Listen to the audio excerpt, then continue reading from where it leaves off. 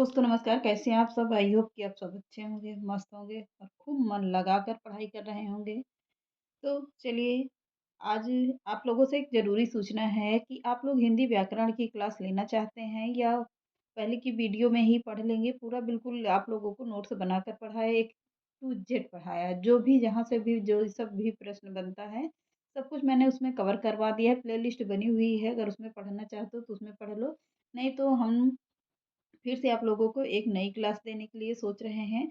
अगर आप लोग पढ़ने के इच्छुक हो तो जल्दी-जल्दी कमेंट कर दो कि हमको कल या परसों से ही हम आप लोगों को क्लास देने के लिए चालू कर देते हैं। हिंदी व्याकरण का होगा, एक-एक चीज़ को मैं बिल्कुल अच्छे से बिल्कुल बेसिक से पढ़ा कर ले चलेंगे। तो चलिए आज के सेशन को पहले यहीं पर चालू करते हैं। हिंदी साहित्य की क्लास आप लोगों को ऐसे ही मिल जाया करेगी मोबाइल पर और बोर्ड पर आप लोगों को व्याकरण की क्लास मिल जाएगी क्योंकि साहित्य का दायरा बहुत बड़ा है। अगर हम पूरा पढ़ाने लगेंगे तो इसमें तो पूरा 1 साल लग जाएगा, साल भर लग जाएगा पूरा। हमारे पास पूरा नोट्स सब कुछ तैयार है, लेकिन आप लोगों को पढ़ा नहीं सकते हैं क्योंकि बहुत टाइम लगेगा। अगर आप लोग पढ़ने के इच्छुक हो तो आप लोगों को उसको भी पढ़ा देंगे, बट उसके लिए टाइम देना पड़ेगा क्योंकि बहुत सारे नोट्स हैं उसमें, बहुत साहित्य का दायरा तो आप लोगों को पता ही होगा कि इलाहाबाद में 1-1, 2-2, 3-3 साल से लोग पढ़े हुए हैं। सब कुछ तैयार करते हैं एक-एक चीज़ को, तो इसमें रहता है तो एक-एक चीज़ प्रैक्टिस करवा देते हैं। इसमें भी आप लोगों को पूरा प्रश्न मिल जाता है और आप लोगों को वैसे भी पढ़ाएँगे तो पूरा साल लग जाएगा, पेपर भी खत्म हो जाएगा। इसलिए आप लोगों को प्रैक्टिस उस पर दिया करेंगे और हिंदी व्याकरण की क्लास बोर्ड पर चालू कर रहे हैं। अगर आप लोग कमेंट कर कर बताइएगा कि कब से चालू करें या कब से ना चालू करें। केवल इतना बता दीजिएगा कि कब से चालू करें, बस इतना ही है। तो चलिए आज के सेशन को चालू करते हैं। आज के सेशन का पहला प्रश्न देखते हैं। द्रौपदी 1972 में इसमें महाभारत कालीन द्रौपदी का मिथकीय रूप में चित्रण हुआ है। किसमें हुआ है? मिथकीय रूप में चित्रण हुआ है। कब हुआ था? 1972 ईस्वी में हुआ था। कब हुआ है? 1972 ईस्वी में हुआ है। इसमें महाभारत कालीन द्रौपदी का मिथकीय रूप का चित्रण हुआ है। आगे देखते हैं कैसा है प्रश्न। आप लोग इसको नोट ज़रूर कर लीजिएगा और आप लोग उसको हिंदी व्याकरण की क्लास अगर बेसिक से लेना चाहते हैं, पूरे यूट्यूब पर आप लोग देख लेंगे कि आप लोग को नोट्स बनाने वाली है। आप लोगों को बिल्कुल बेसिक से नोट्स की तरीके कोई नहीं पढ़ाएगा कि आप लोगों को कोई भी पोर्शन तैयार हो तो इस पर पहले ही दिन से या पहले ही बार यूट्यूब पर मैंने आप लोगों को स्टेप बाय स्टेप पढ़ाने के लिए पूरा शुरू किया था और फिर से चालू कर देंगे अगर आप लोग पढ़ना चाहोगे तो। तो चलिए आगे के प्रश्न देखते हैं। सेतुबंध 1972 में है। इसमें संस्कृत भाषा के वाकाटक कौन होंगे? वाकाटक नरेश परवर सेन। कौन होंगे? परवर सेन द्वितीय कृत सेतुबंध का आधारित है। किस पर आधारित है? सेतुबंध पर आधारित है। कब हुआ था सेतुबंध की स्थापना? 1972 ईस्वी में हुआ है। किसमें हुआ है? किस भाषा में है? तो संस्कृत भाषा में हुआ है। किसके लिए हुआ है? तो वाकाटक नरेश परवल सेन द्वितीय कृत सेतुबंध पर आधारित है। आगे देखिए।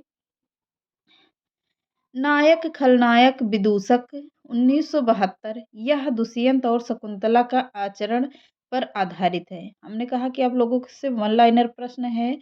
वन लाइनर के तरीके इसको बिल्कुल नोट कर लीजिएगा कि कहाँ से कैसा प्रश्न बनता है आप लोगों का। तो टीजीटी पीजीटी में कैसा प्रश्न बनता है, यूजीसी नेट में कैसा बनता है, तो यूजीसी नेट के लिए और जेआरएफ के लिए बहुत ही इम्पोर्टेंट प्रश्न है। तो चलिए आगे देखिए। नायक खलनायक विदूषक 1972 यह दुष्यंत और शकुंतला के आचरण पर आधारित है। कब हुआ था इसका? विदूषक 1972 ईस्वी में हुआ था। नायक खलनायक विदूषक किस पर आधारित है? तो दुष्यंत और शकुंतला के आचरण पर आधारित यह रचना है। आगे देखिए।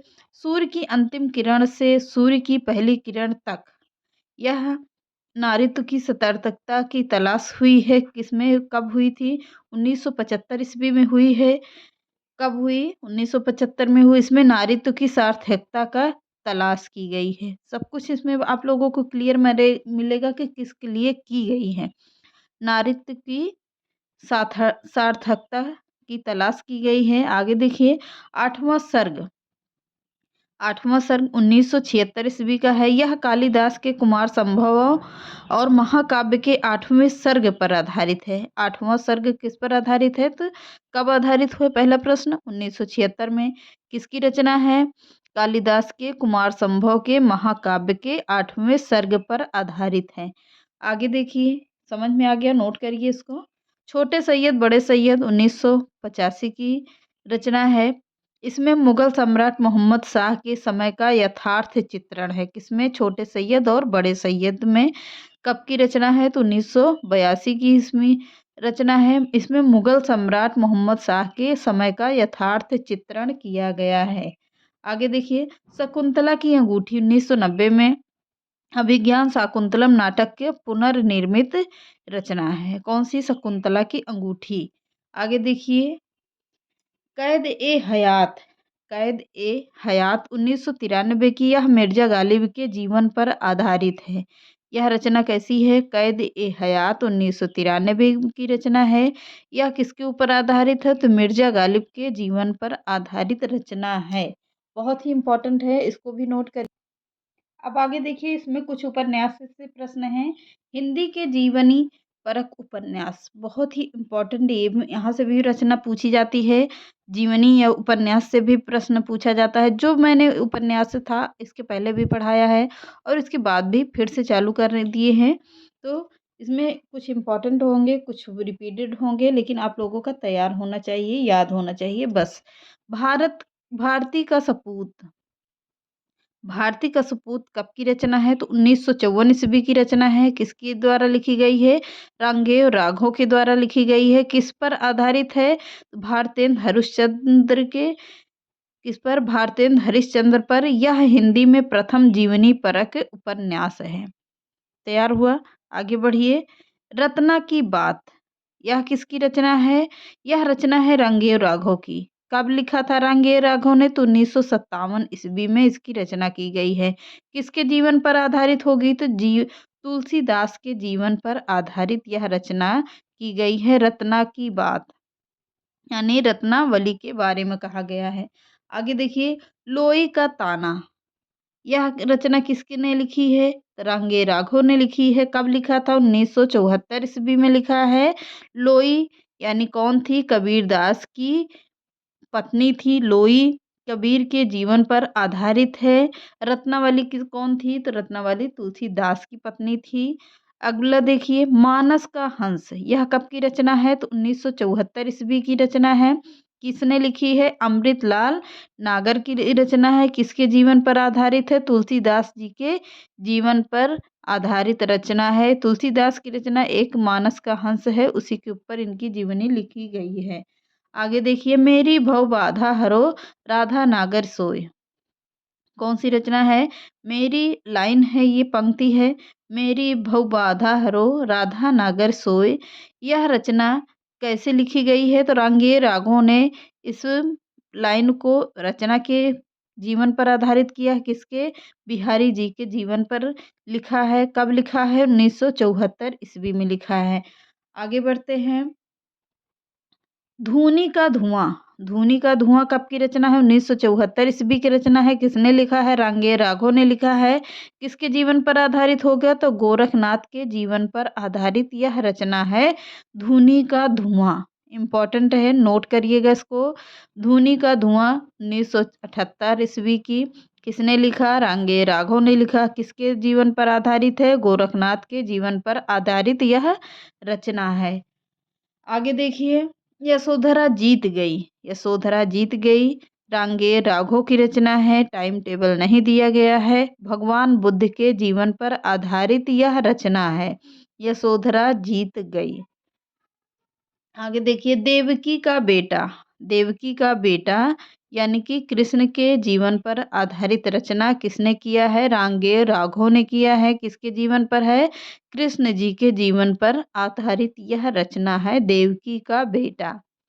आगे देखिए, खंजन नयन। खंजन नयन से ही पता कर जान जाइएगा कि खंजन किसको कहा जाता है। खंजन नयन सूरदास जी को कहा जाता था। किसकी रचना, किसने इनके ऊपर रचना लिखी है या जीवनी लिखी है? तो यह अमृतलाल नागर ने लिखा है। किसके जीवन पर आधारित है? सूरदास के जीवन पर आधारित यह रचना है। कब लिखा था? 1981 ईस्वी में लिखा है।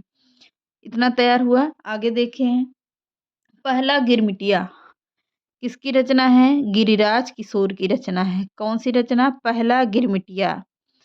पहला गिरमिटिया कब की रचना है? तो 1999 ईस्वी की रचना है। गिरिराज किशोर जी ने लिखा है। किसके जीवन पर आधारित जीवनी है ये? गांधी जी के जीवनी है। गांधी जी के जीवन पर आधारित इनकी जीवनी है, पहला गिरमिटिया। आगे देखिए, सूत्रधार। सूत्रधार कब की जीवनी है? 2013 की जीवनी है। किसकी? संजीव ने लिखा है। भिखारी ठाकुर के जीवन पर आधारित यह जीवनी लिखी गई है। सूत्रधार कब की है? 2003 की है। किसने लिखा है? संजीव ने लिखा है। किसके जीवन पर आधारित है? भिखारी ठाकुर के जीवन पर आधारित यह रचना है, सूत्रधार। अगला देखिए, तोड़ो कारा तोड़ो। कारा तोड़ो कारा तोड़ो कब की रचना है? 2004 ईस्वी की रचना है। नरेंद्र कोहली। नरेंद्र कोहली विवेकानंद जी के जीवन पर आधारित रचना है। किसने लिखा है? नरेंद्र कोहली ने लिखा है। तोड़ो कारा तोड़ो कब लिखा है? तो 2004 में जीवनी लिखा है, विवेकानंद के जीवन पर आधारित यह जीवनी। अगला देखिए, सनातन पुरुष। सनातन पुरुष यह राजेंद्र भटनागर ने लिखा है। किसकी जीवनी है ये? महर्षि अरविंद की जीवनी है। सनातन पुरुष किसने लिखा? तो राजेंद्र भटनागर ने लिखा। महर्षि अरविंद की जीवनी है ये। अगला देखिए, युग पुरुष अम्बेडकर। युग पुरुष अम्बेडकर राजेंद्र भटनागर की ये भी जीवनी है। किसके ऊपर लिखा है? अम्बेडकर के ऊपर लिखा है। आगे देखते हैं। अब देखते हैं क्या, हिंदी भाषा संबंधी महत्वपूर्ण कथन। किसने क्या कथन कहा है या किसने क्या कहा है किसके बारे में, अब उसको पढ़ेंगे हम लोग। इसको अलग से नोट्स बना लीजिएगा, पेज अलग कर लीजिएगा। अब यहाँ से होगा, भारतीय साहित्य और संस्कृत को हिंदी की देन बड़ी महत्वपूर्ण है। यह किसने कहा है? तो संपूर्णानंद ने कहा है। डॉक्टर संपूर्णानंद ने कहा है। हिंदी के पुराने साहित्य का पुनरुद्धार प्रत्येक शिक्षित व्यक्ति का पुनीत कर्तव्य है। किसने कहा है? तो पीताम्बर दत्त भड़थ्वाल ने कहा है। आगे देखते हैं, परमात्मा से प्रार्थना है कि हिंदी का मार्ग नि- निष्कष्टक करे। निष्कष्टक करे, यह किसने कहा है? हरगोविंद सिंह ने कहा है। किसने? हरगोविंद सिंह ने कहा है। अगला देखिए, हिंदी भाषा भाषी प्रांतों के लोग भी सरलता से टूटी फूटी हिंदी बोलकर अपना काम चला लेते हैं। यह किसने कहा है? यह कहा है अनंत सैनम अयंगार ने कहा है। किसने? अनंत सैनम अयंगार ने कहा है। अगला देखिए, हिंदुस्तान की भाषा हिंदी है और उसका दृश्य रूप यह उसकी लिपि सर्वगुणी गुणकारी नागरी है। नागरी ही है। किसने कहा है? गोपाल लाल खत्री ने कहा है। आगे देखते हैं, हिंदी के द्वारा ही अखिल भारत की राष्ट्रीय एकता सुदृढ़ हो सकती है। यह कथन किसने कहा है? भूपदेव मुखर्जी ने कहा है। हिंदी नागरी और राष्ट्रीयता अन्योन्याश्रित है। यह किसने कहा है? नंद दुलारे वाजपेयी के कथन है ये। देश भाषा की देश उन्नति से ही देशोन्नति होती है। सुधाकर द्विवेदी ने कहा है। किसके बारे में कहा है? देश भाषा की उन्नति से क्या कह रहा है? क्या कह रहे हैं? देश भाषा की उन्नति से ही देशों उन्नति हो सकती है। सुधाकर द्विवेदी के कथन है।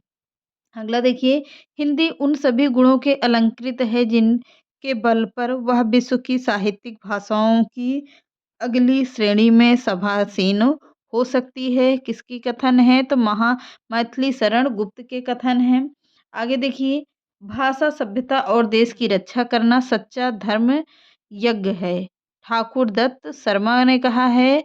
किसके बारे में? भाषा सभ्यता और देश की रक्षा करना सच्चा धर्म है। किसके कथन है? ठाकुर दत्त शर्मा के कथन है। ये रहे कुछ आज के इम्पोर्टेंट हिंदी साहित्य के प्रश्न। आप लोग कमेंट करके बताइएगा कि आज का सेशन कैसा रहा है। मिलते हैं नेक्स्ट वीडियो में। चलिए नमस्कार।